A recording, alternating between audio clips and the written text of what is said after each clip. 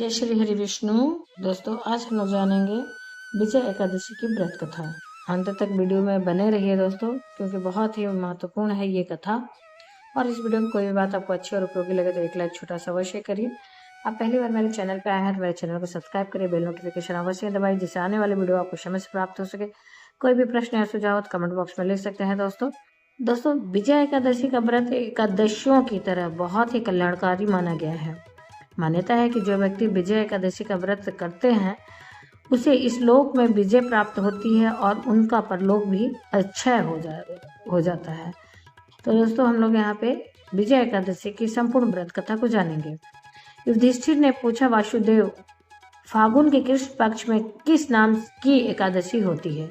कृपया करके बताइए। भगवान श्री कृष्ण बोले, युधिष्ठिर, एक बार नारद जी ने कमल के आसन पर विराजमान होने वाले ब्रह्मा जी से प्रश्न किया, सुश्रेष्ठ, फाल्गुन के कृष्ण पक्ष में जो विजया नाम की एकादशी होती है, कृपया उसके पुण्य का वर्णन कीजिए।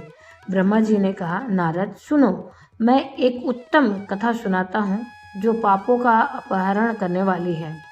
यह व्रत बहुत ही प्राचीन, पवित्र और पापनाशक है। यह विजया नाम की एकादशी राजाओं को विजय प्रदान करती है, इसमें तनिक भी संदेह नहीं है।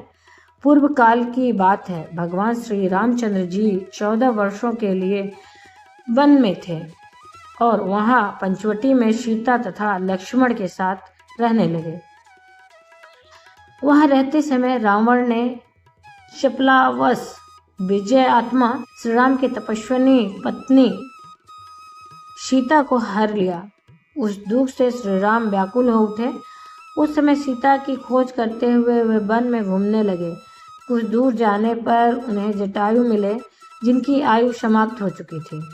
उसके बाद उन्होंने वन के भीतर कबंध नामक राक्षस का वध किया। फिर सुग्रीव के साथ उनकी मित्रता हुई। तत्पश्चात श्री राम के लिए वानरों की सेना एकत्रित हुई। हनुमान जी ने लंका उद्यान में जाकर सीता जी का दर्शन किया और उन्हें श्री राम जी की चिन्ह स्वरूप मुद्रिका प्रदान की। यह उन्होंने महान पुरुषार्थ का काम किया था। वहां से लौटकर वे श्री रामचंद्र से मिले और लंका का सारा समाचार उनसे निवेदन किया। हनुमान जी की बात सुनकर सुग्रीव जी से अनुमति लेकर लंका को प्रस्थान किया गया और विचार किया। समुद्र के किनारे पहुंचकर उन्होंने लक्ष्मण से कहा, सुमित्र नंदन, किस पुण्य से इस समुद्र को पार किया जा सकता है? यह अत्यंत अगाध और भयंकर जल जंतुओं से भरा हुआ है। मुझे ऐसा कोई उपाय नहीं दिखता जिससे इसको सुगमता से पार किया जा सके। लक्ष्मण बोले, महाराज, आप ही आदिदेव और पुराण पुरुष पुरुषोत्तम है, आपसे क्या छिपा है?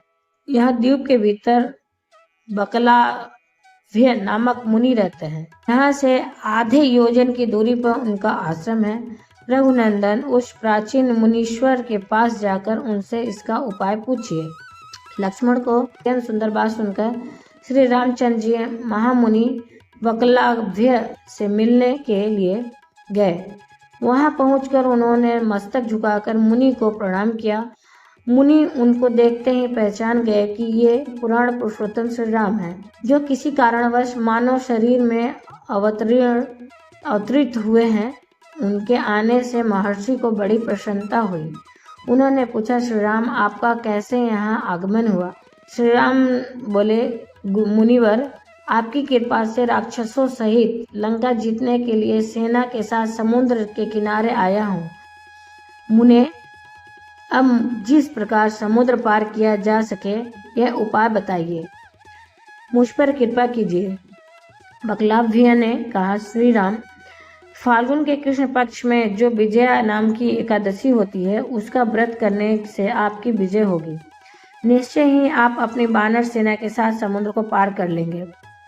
राजन, आप इस व्रत को फलदायक विधि जो है उसे सुनिए। दशमी का दिन आने पर एक कलश स्थापित करें। वह सोने, चांदी, तांबे अथवा मिट्टी का भी हो सकता है। उस कलश को जल से भरकर उसमें पल्लव डाल दें।